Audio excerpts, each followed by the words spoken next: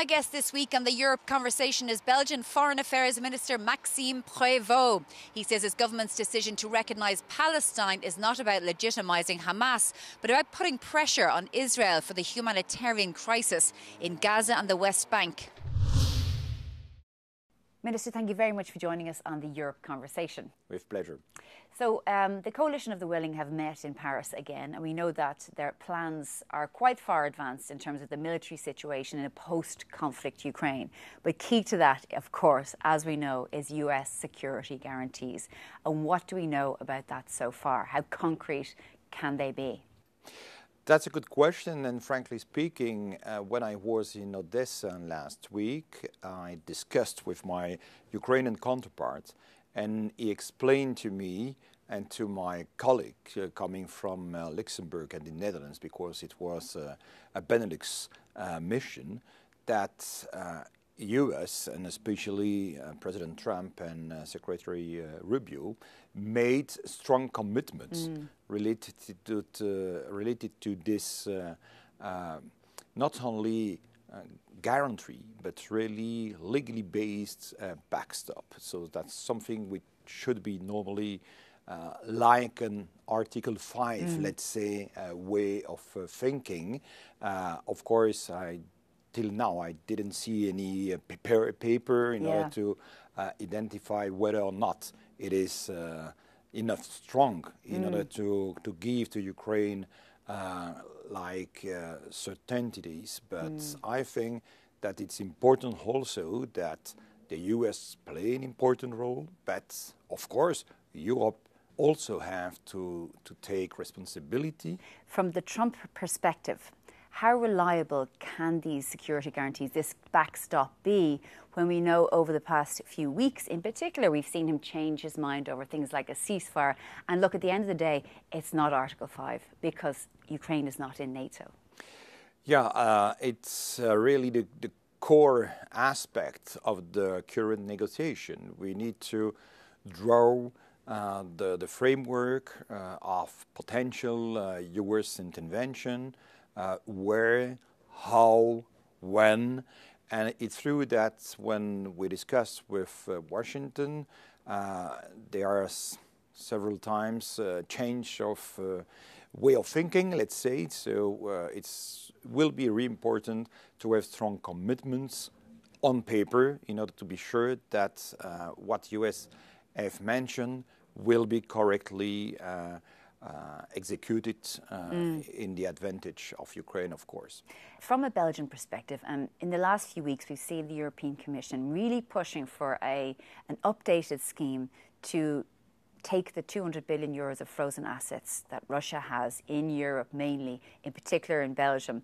And it's really sort of, the momentum has grown since the recent attack in Kyiv, particularly against the European Union's offices and so on. Is the Belgian position for moving on this? Frankly speaking, and I clearly mentioned it once again in Copenhagen last week, confiscated those Russian sovereign assets is really not an option for Belgium. And maybe changing also the strategic investment of the current assets frozen in Brussels is also not an option for Belgium.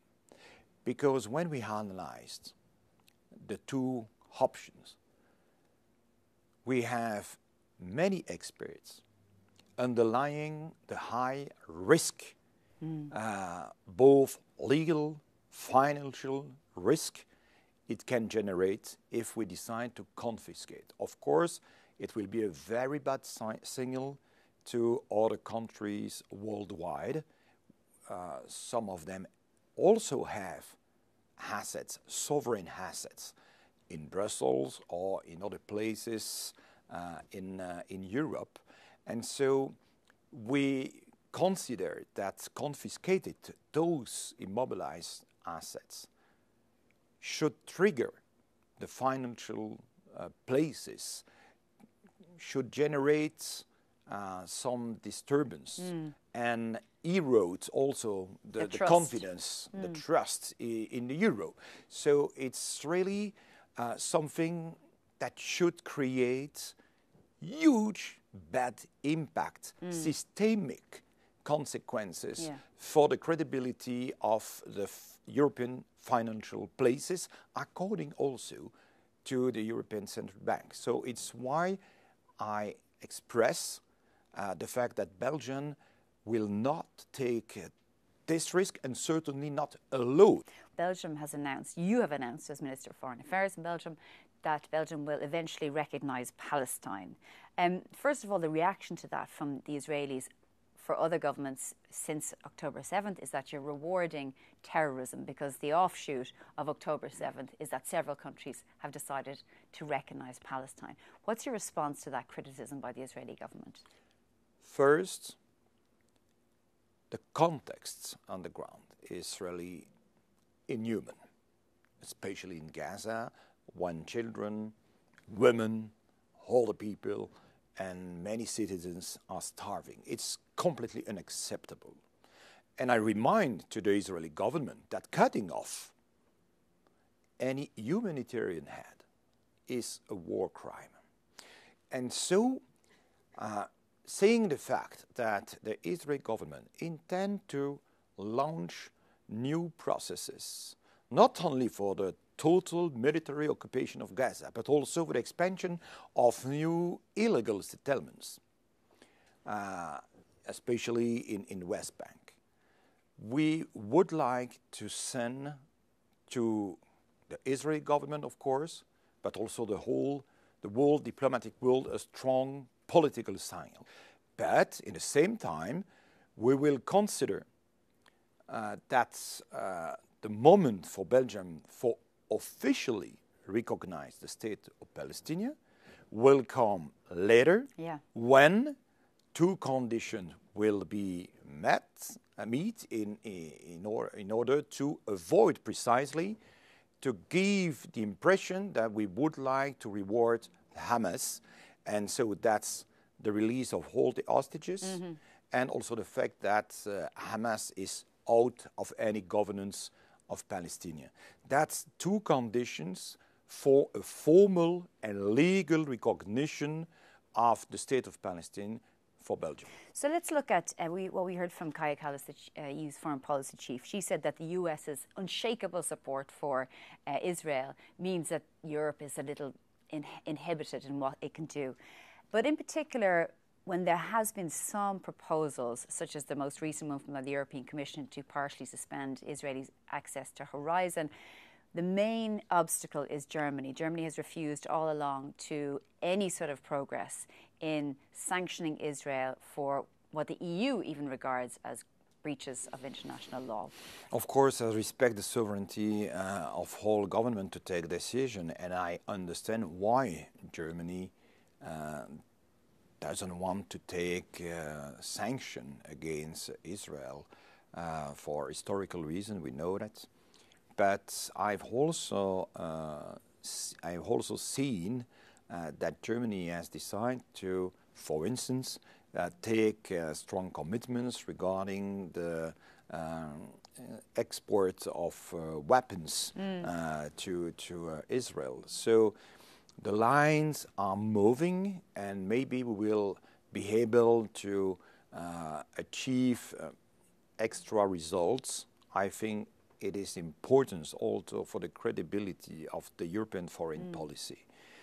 Frankly speaking, this credibility of the current foreign policy is collapsing. And it is not the fault of Kaja Kallas, let me be clear. I really underline his strong involvement for leading the foreign and security policy of Europe. But for many of our citizens, it's quite difficult to understand why, especially regarding the situation in Gaza. It is impossible for the EU to take strong decision. It's, they don't understand why we are not capable to take specific sanctions, seeing the different images we are looking when we open the television. One of the other things that you're going to do is stop importing goods from illegal settlements in the West Bank. Slovenia has done this. Ireland is doing something similar. Norway has done something similar in relation to boycotting sort of settlements. But the backlash has been quite severe from the United States and Israel. Those countries have been threatened with sanctions, for example. Of course, we have concerns, but frankly speaking, it's quite difficult to refuse to act according to our legal obligation. When we face the current situation in Gaza, only because of some fears related to economic aspects. Of course, we have the impression that the decision take is a courageous one, but also a needed one. And I hope that the US will not take, let's say, kind of sanction against the countries which decided to act like this in order to respect the international law, the humanitarian law, and trying to push pressure on Israel, not on the people of Israel, of course, because we also have, at Belgian level, taken some strong commitments in order to fight against any anti-Semitism, for instance. But it's really one of the measures taken in order to fight against the current far-right extremist government and the way this government is acting against the Palestinians. Okay, Maxime Prévot, Minister for Foreign Affairs of Belgium, thank you very much for joining us on the Europe Conversation. Thank you.